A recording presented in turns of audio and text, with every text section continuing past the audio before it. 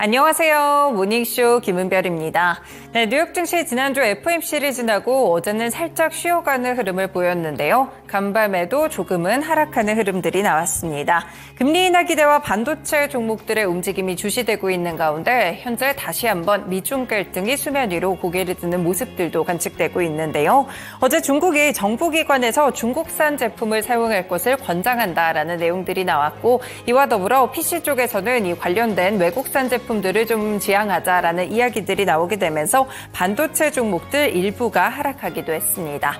이번 주 후반에는 PC 물가 지표를 포함해서 중요한 그런 지표들이 발표가 되는데요. 파월 의장의 이야기도 나올 수 있기 때문에 시장이 영향을 받을 수 있는 소식들에 주목을 해보셔야겠습니다. 국내 시장 역시나 최근의 흐름들이 비슷하죠. 지난주 랠리를 주도했던 반도체 종목들 어제는 숨고르게 들어가는 모습이었는데요. 과연 오늘은 어떤 움직임을 보이게 될지 모닝쇼에서 함께 전략 찾아가 보시길 바라겠습니다. 먼저 간밤에 있었던 소식들 세 가지 함께 살펴보겠습니다. 첫 번째 소식입니다. 오스탄 굴스비 시카고 연은 총재가 올해 총 3번의 금리 인하를 예상했습니다. 지난주에 FOMC에서 위원들이 내놓았던 금리 전망, 이 3번의 금리 인하가 있을 것이다라는 전망치와 같은 이런 이야기를 한 번 더 되풀이했는데요. 굴스비 총재는 우리가 손을 묶었다거나 이미 마음의 결정을 했다는 것을 알리는 것을 좋아하지 않는다면서 일단은 금리 인하의 첫 시기에 대해서는 말을 아끼는 모습이었습니다. 하지만 대다수 이코노미스트들과 시장 참가자들은 연준이 오는 6월 회의에서는 금리 인하에 나설 것이다라고 보고 있는 상황인데요. 지난주 레피얼 보스틱 애틀랜타 연은 총재 역시나 올해 1회 금리 인하를 예상한다라고 밝힌 바가 있습니다. 굴스비 총재는 지난 2달간 인플레이션 자체가 7개월 만에 예상보다 높은 수준을 기록하는 등 현재 인플레이션에 대해서는 굉장히 탁한 시기에 있다라는 발언을 함께 내놓기도 했었는데요. 그리고 7개의 좋은 달이 그냥 임의로 그랬다 생각하기는 어렵다면서도 일단은 연준이 인플레이션에 대한 진전을 볼 필요가 있다라는 그런 부분은 다시 한번 확인을 했습니다.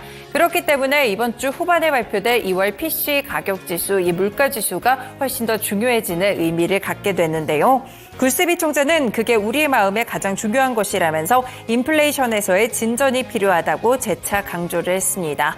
굴스비 총재는 연준이 경제가 너무 악화하지 않도록 실업률 역시나 지켜봐야 된다라는 멘트도 있었으니까요. 매주 발표되는 신규 실업 수당 청구 건수와 더불어서 이 고용 지표에 대한 내용들도 꾸준하게 보실 필요가 있겠습니다. 다만 이렇게 발언을 줬던 오스탄 굴스비 총재의 경우에는 이번 FOMC에서는 발언권이 없다는 점까지 체크해 두시면 되겠습니다.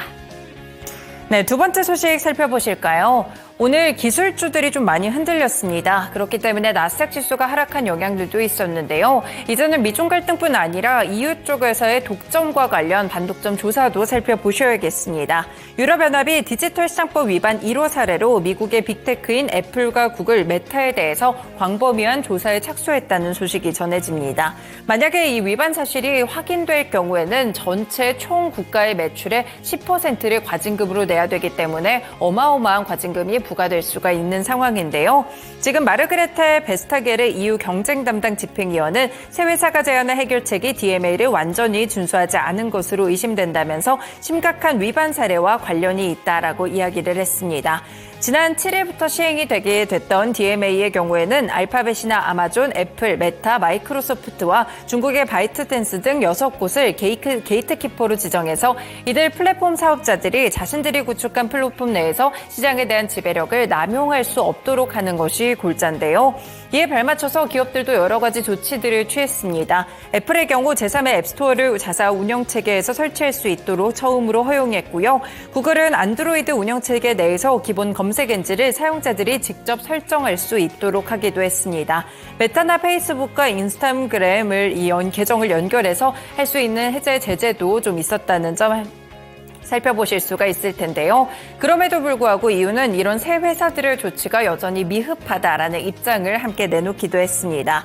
애플은 제3의 수단으로 결제하더라도 최대 27%에 달하는 막대한 수수료를 부과하기도 있고요. 구글 검색 결과는 구글 쇼핑 등 자사 서비스에 유리하다는 의혹도 함께 받고 있습니다. 그렇기 때문에 여러 가지 좀 미흡한 점들이 아직 해결되지 않았다라고 보게 된 것인데요. 그렇기 때문에 이번에 위반 사항이 드러날 경우에 과징금을 받지 않도록 하는 것이 것이 상당히 중요한 부분들이 되겠죠. 그리고 만약 반복적으로 이를 위반했을 때는 과징금 자체가 10%에서 20%까지 큰 폭으로 상향 조정될 수가 있습니다. 그렇게 된다면 사안에 따라서는 기업 해체까지 거론이 될 수 있기 때문에 이유가 앞으로 12개월 내에서 신속한 조사를 완료한다고 했으니까요. 이와 관련된 기술주들의 영향도 꾸준하게 체크를 해보셔야겠습니다. 네, 마지막 소식 살펴보겠습니다. 이번에 팀쿡 애플 CEO가 직접 확장현실 기기인 비전 프로를 연내 중국에서 출시할 것이라고 밝혔습니다. 쿡 CEO는 중국 국영 CCTV의 소셜미디어 웨이보 계정에서 게시된 영상을 통해서 비전 프로가 올해 중국에서 출시되는지 묻는 질문에 그렇다라고 이야기를 했는데요. 비전 프로는 애플의 가상 증강현실 헤드셋이죠. 지난 2월에 미국에서는 $3,500 수준에서 출시가 됐습니다. 현재 쿡 CEO가 중국을 방문하면서 이 중국과 관련돼서 사업에 좀 신경을 쓰고 있는 모습들이 나타나고 있는데요. 상하이에서 애플 신제품 매장을 둘러보고 베이징에서 열린 중국 개발 포럼에 참석하는 등 현재 중국 시장을 잡기 위해서 상당한 공을 들여가고 있습니다. 실제로 지난해 4분기 애플의 경우에는 중국 시장에 대한 매출액이 굉장히 급감을 했기 때문에 CEO가 직접 나서서 이러한 행보들을 보이고 있는 것인데요. 팀쿡 CEO는 중국에 대해서 매우 확신이 있다면서 중국을 사랑하고 사람들과 문화를 사랑한다라는 이야기를 하며 적극적으로 구애 활동을 펼치기도 했습니다. 애플의 행보 중국에서도 매출을 끌어올릴 수 있을지 이와 관련된 부분들도 지켜보실 필요가 있겠습니다. 네, 이렇게 간밤에 있었던 소식들 3가지 함께 들여다봤고요. 다음으로는 시장 마감 상황 들어보도록 하겠습니다.